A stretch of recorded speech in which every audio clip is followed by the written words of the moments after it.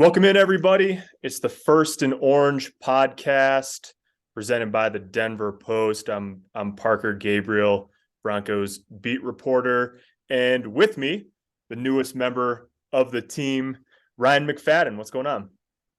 Nothing much. Just getting used to the crazy Denver weather. But I'm excited to be here. Excited to help out with the coverage for at the Post. Yeah, well, that's for our listeners. That's the most important thing. Ryan just joined us so a week ago now. Probably feels like 6 months already. From the Baltimore Sun. He's gonna be covering mostly Broncos, but we told him that during the interview process. And then, of course, he's been out covering the NBA playoffs too.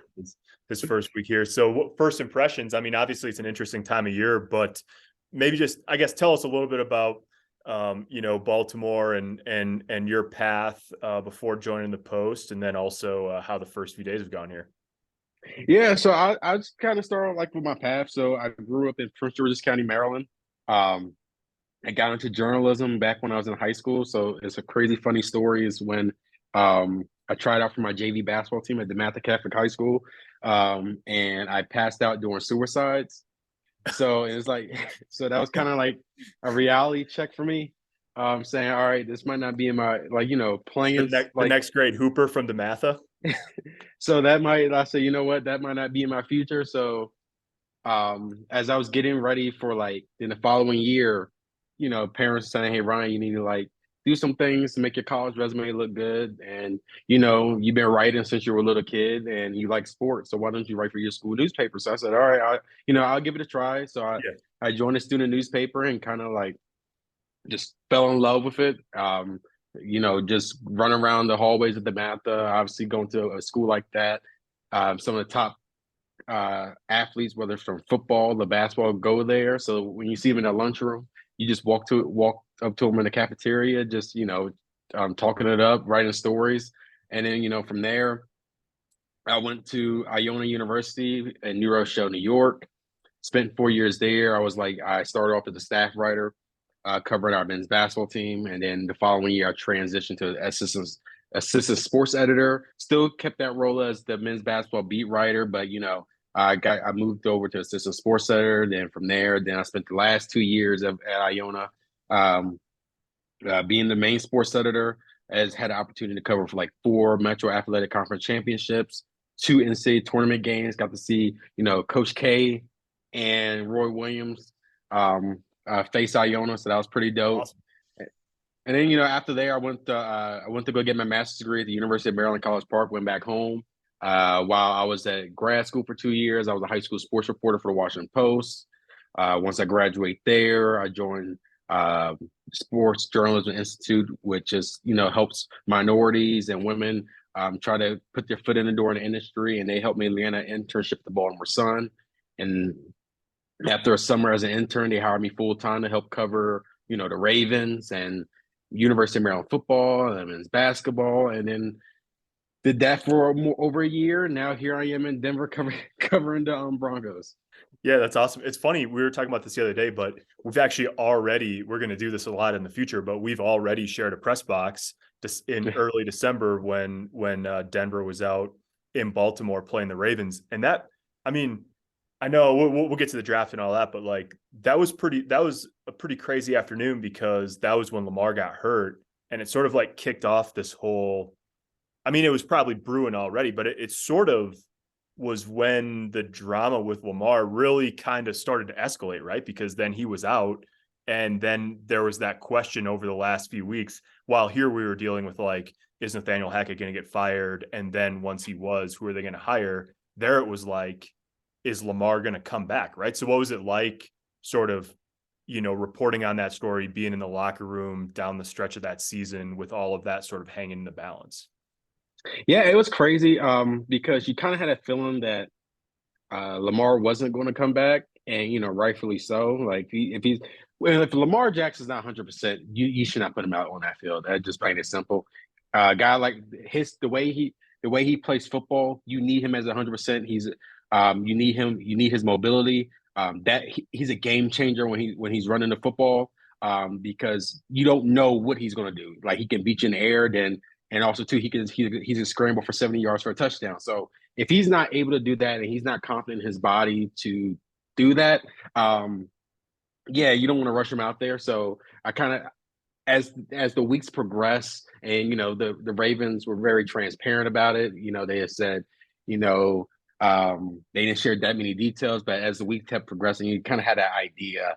I say after like I believe after like 3 weeks, it was like kind of got to a point where it's like, yeah, this is this It's he's not not coming happening. back. Yeah, It's yeah, and then like at the same time, it was around a really serious time because leading into the season, it was always those talks about his contract. So now it was those debates about whether he should be on the field in the first place.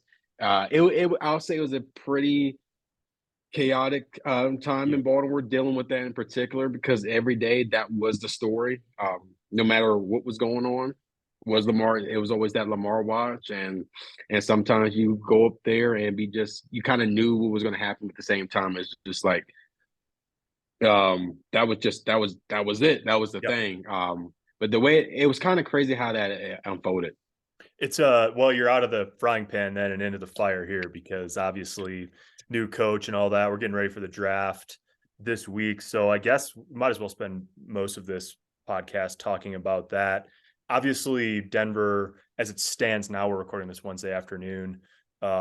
Spectators on Thursday, unless something crazy happens, I mean, you don't entirely discount it out of the realm of possibility that they find a way into the first round, but they'd have to give up, I mean, either a player like Jerry Jeudy at least to get into the first round, or you'd be giving up future draft assets. So we think the most likely scenario is that they probably are just watching Thursday before rolling around on Friday. They've got 2 picks at the top of the third round, number 67 and 68 overall. So I guess let's just start there in terms of you wrote about running backs. There seems like there's a bunch of positions in sort of like in the hopper, right? Where Denver could theoretically go with their first pick, assuming just for the moment that first pick arrives actually at number 67.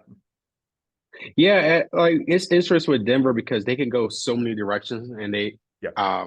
and there's so many needs they have in turn. I'd say more in terms of depth.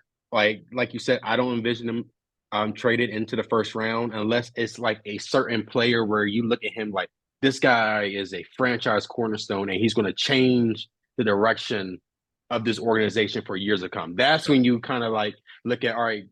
Um, then you kind of play with that idea of trading Jeudy or trading multiple future picks. That's the only scenario. I look at the draft. I don't see that right there. I don't see the Denver Broncos making that move. You might see a move possibly into the second round.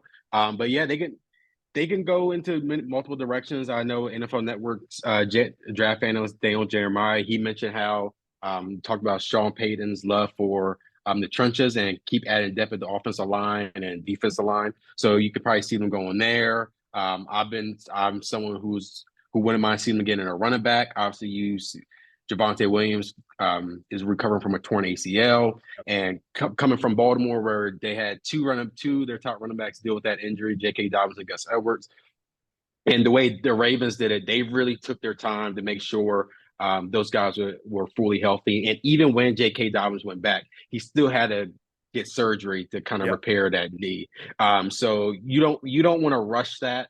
At the same time, is Denver confident going into week one with Samaje Perine as their top running back?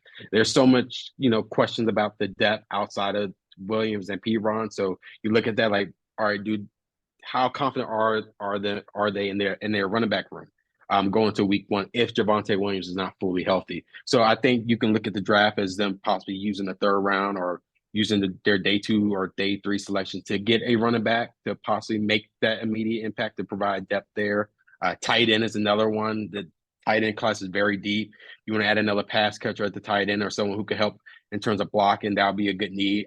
You can never have enough edge rushers, I believe. That's right. You know, the Broncos invested so much money into Randy Gregory, but at the same time, like he dealt with injuries last year, then his past was dealing with multiple suspensions. So you kind of have to question like how often he's going to be on the field. So if you're not confident he's going to be on the field often, so you look at that where like, did he want to invest in an edge rusher? So there's so many directions they can go.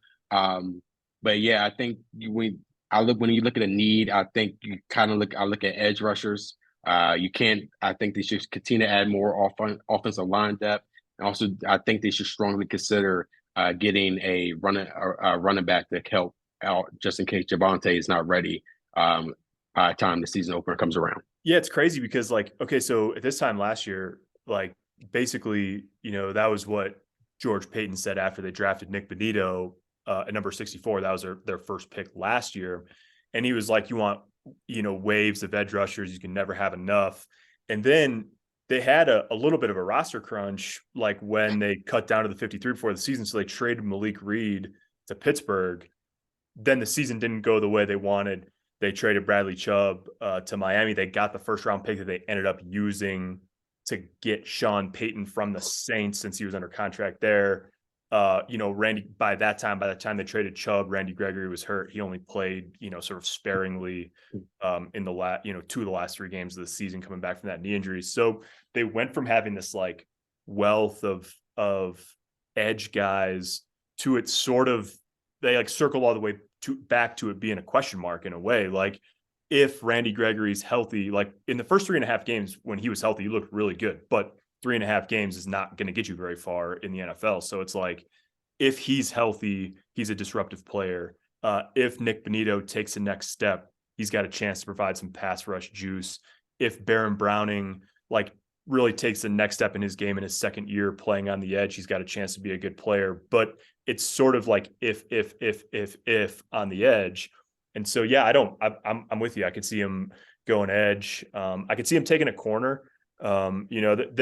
Their top line, like obviously when you're starting with Pat Surtain, that's a great place to start, right? Like Pat Surtain and then Justin Simmons playing safety. And across the top line at corner, it looks pretty good. Like Damari Mathis looks like a good find in the 4th round. He played better and better after he took over for Ronald Darby over the second half of the season. K'Wan Williams, I thought, was one of the more underrated players on their defense last year. He does a lot from the slot. But again, like you're talking about building quality depth.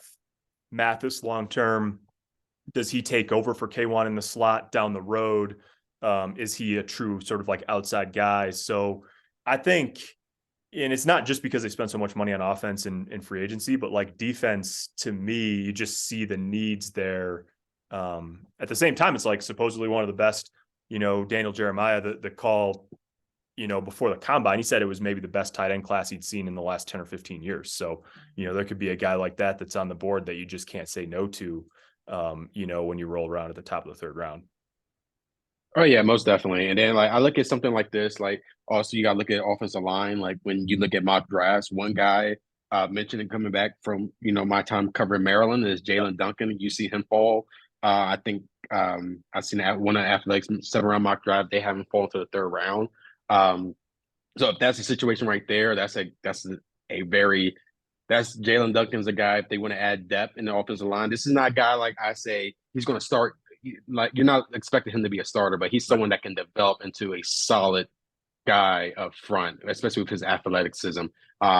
Yeah, so it's that there are so many directions, but I kind of agree with you there. I think they should lean towards defense, and especially in terms of focus on that edge, and continue to add more pieces at the defensive line. I think that'd be key going into this draft.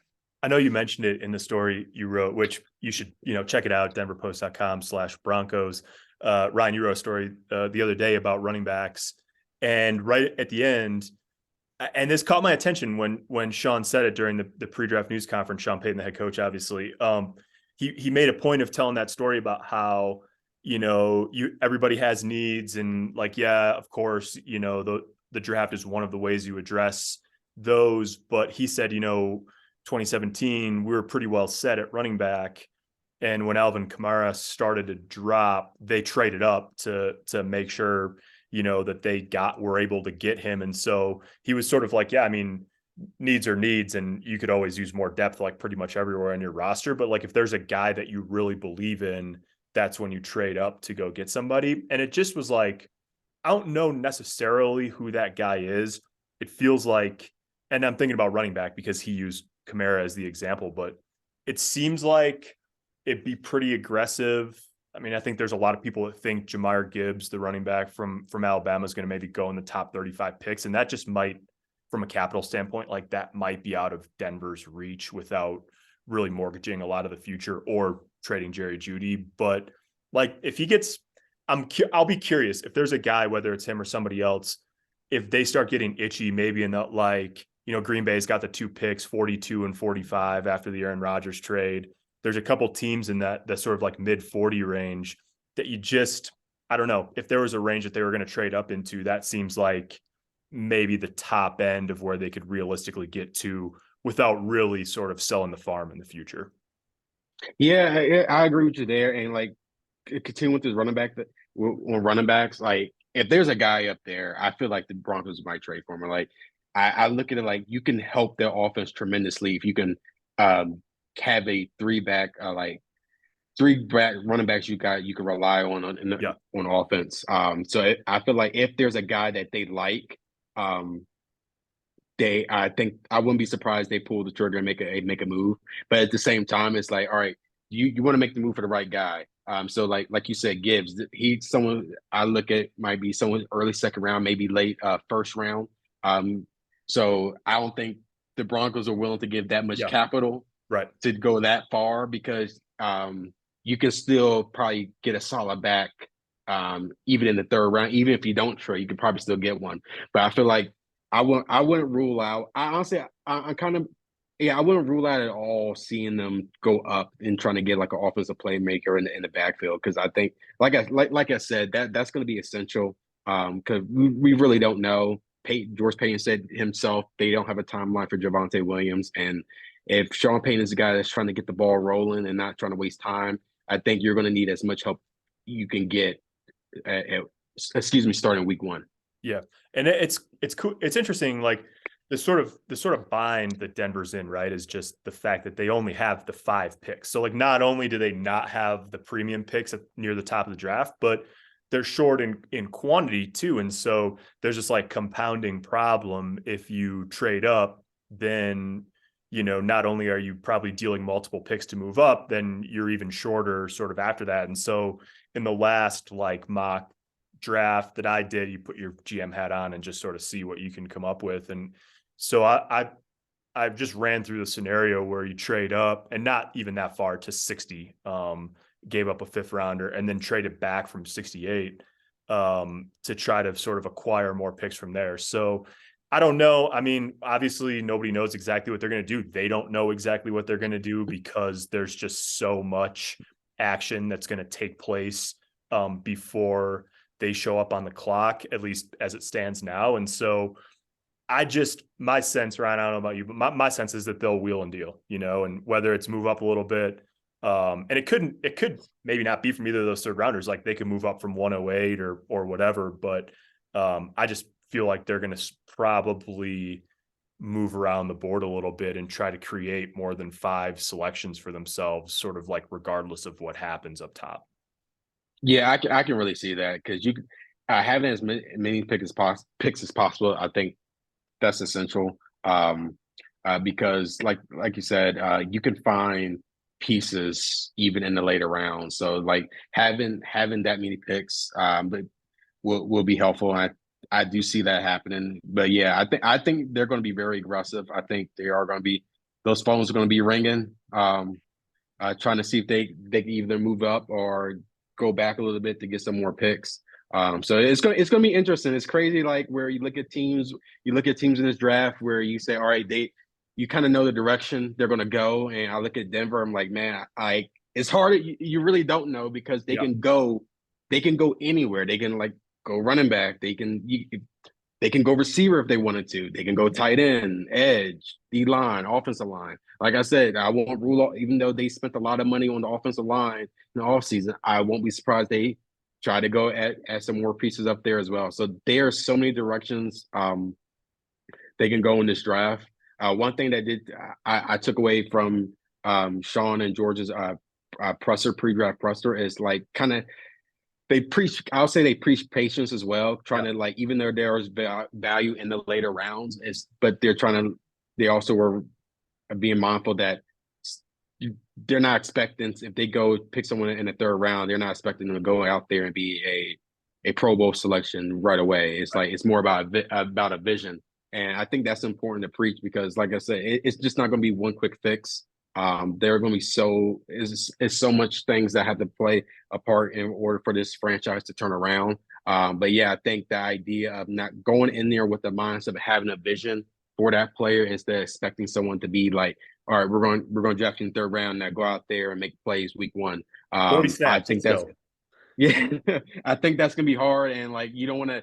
And I'm not trying to put that much expectations on a third rounder. So yeah, I think that's one thing.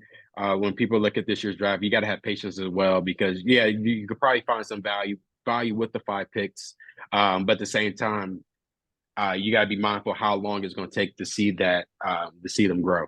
Yeah, especially in the trenches, right? I mean, you talk to enough people around the game, and it's just really hard to be a rookie and play on the line of scrimmage in the NFL. It can be done, and there's the rare guy that is just ready and really makes an impact. Like Denver's too, they took 2 defensive linemen last year. They're like pretty decent examples of your sort of typical rookie course, that maybe playing 10, 15 snaps a game. You get in the rotation as the season goes along, you maybe get comfortable, and then you're hoping obviously that they take the step in their second year and then third year. And that could be the case if they go offensive line. I think, it's worth looking at, and we've written this, but if you jump forward, and there's a lot of moving pieces and you move money around and all that, so it's not obviously set in stone, but right now, the cap numbers on the new guys, Ben Powers and Mike McGlinchey, they jump up a lot, both over 15 million in 2024. And Garrett Bowles is at 20 million as a cap number in 2024 as well. Last year of his deal, Denver's left tackle, obviously going into this season, coming off a leg fracture last year. If he plays great this year, then hey, that's great. You've got a guy for at least another year. But it does feel like it's sort of a crossroads type year, a pivotal year for him in his career. He's 30. And so, you draft a guy, you might be hoping that 12 months from now, he's your left tackle, or 2 years from now, he's your left tackle. He doesn't necessarily need to be like when camp starts in July. Yeah, and like I said, that goes back to like when I brought the example like Maryland's Jalen Duncan. If he falls into the third round, that's a guy that you can develop, and like you said, in 2 to 3 years, can possibly be a starter on a starting left tackle for this team. So that's something to look at. But yeah, I'm looking forward to see what happens. I think it's gonna be interesting. I'll say that. Yeah. Yeah. What anything else? I mean, obviously they're sort of in. Sean has made a very concerted point of saying there's no, they're not doing the mini camp thing, really the voluntary mini camp. It's just, lifting and running here for the first several weeks before they go into phase 2. I mean, just in general, Ryan, this time of year, like, is there anything useful to take away from the workout phase of things, or are we just sort of twiddling our thumbs until at least OTAs when you get to go over there and watch once a week? Yeah, I think that's what we're doing right now. I think one thing I would take away, it's just kind of like when you look at the way Sean Payton is running things from the start, it's like he's kind of like you can tell that he has like put this shield around the franchise, Yeah. and he just wants them to get to work. That's the type of like when you see him at the press conference and see him talk, it's like he's just all football. He's no nonsense. Like I think he's looking at like this team has struggled for X amount of years. It's time to like let's get them back on track. Let's get these guys grounded, and we're gonna work. I kind of I know it's hard. It's hard for us as media members because Yeah. we don't get the access. But Let us talk to him. That's I think, but I think he looks at it like this team has struggled for so many years, and he's like, all right, he got I'll say like starting from the ground up in a sense, and kind of like, all right, laying down his foundation. Like we just got to get to work. That's what it is. It's like you brought me here. You invested in me to come here to try to change this franchise around, and that's what I'm here to do. And this is what I'm going to do, whether you like it or not. We're going to be no nonsense.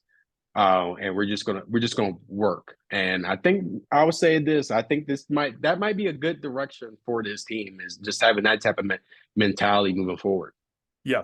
Yeah. Well, we'll have a little bit of nonsense, but we'll get to work too. It's awesome having you on board. I'm really pumped about what we're going to do in the future. First of many, obviously, podcasts here. We'll be back after the draft to run down all of the excitement, everything that Denver does over the end of this week. But for now, for Ryan McFadden, I'm Parker Gabriel with the Denver Post. This is the First and Orange podcast. Thanks for listening. Thanks for watching.